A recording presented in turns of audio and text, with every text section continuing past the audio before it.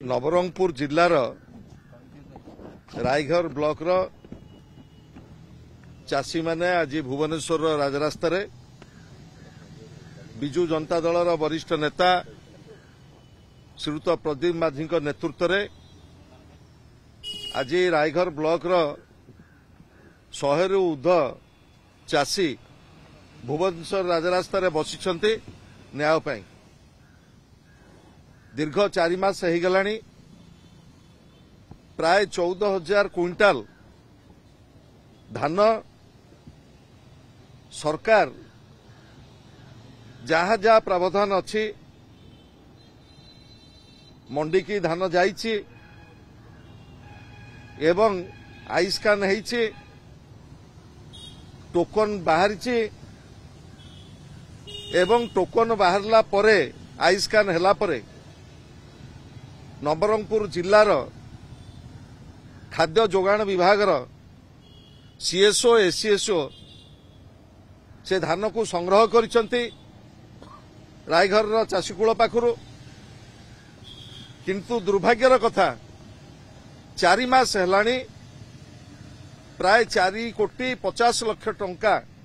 344 जन चाषींकर जो 18,000 क्विंटाल धानर प्राप्य एपर्यंत चाषीकूल पाई नाहांती। राज्य सरकारंकर जोगाण व्यवस्था केवल विपर्यस्त होइनी ये अवस्था सारा राज्यर एवं आज प्रदीप माझी नेतृत्व में जो भली भाव में रायघर ब्लॉक चाषी माने आसी भुवनेश्वर राजरास्ता बसिछन्ति ये विपर्यस्त जोगाण व्यवस्थार गोटे नमूना कहले अत्युक्ति हब नाही। आमे एभली विपर्यस्त जोगाण व्यवस्था को तीव्र निंदा करुचु एवं आमर दाबी रहिबो ये अपराधिक कार्य सहित जो माने जड़ित अछंती जोगाण विभागर तांको सरकार तुरंत आईनगत पदक्षेप नियंतु एवं माननीय मुख्यमंत्री की आमर दाबी रहिबो तुरंत रायघर चाषीकूलर ए दाबी पूरण हो। कारण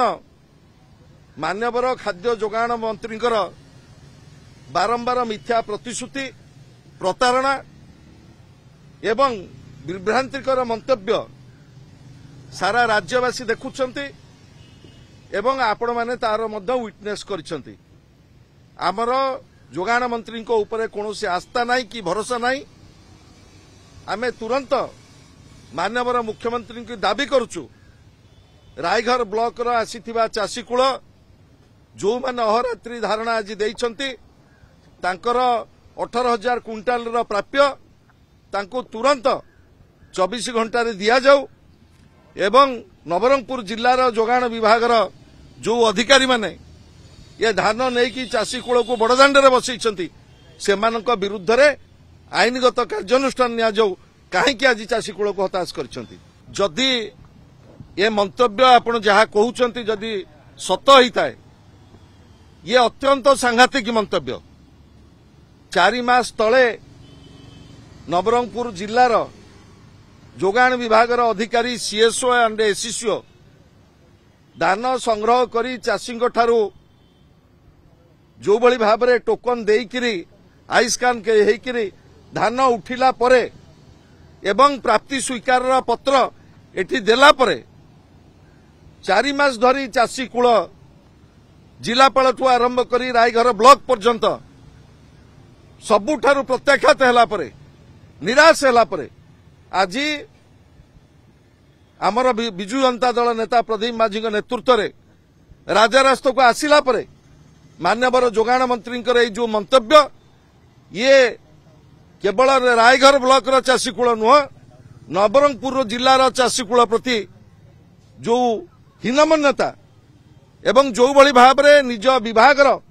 अपराध को घोड़ाई जो चेष्टा ताकू आमे तीव्र निंदा करुचु। मु मूलरू कही मान्यवर जोगाण मंत्री ऊपर आमर कौनसी आस्था नहीं भरोसा नहीं। कारण विभिन्न समय तांकर मंतव्य राज्यवासी की व्यथित करिछि।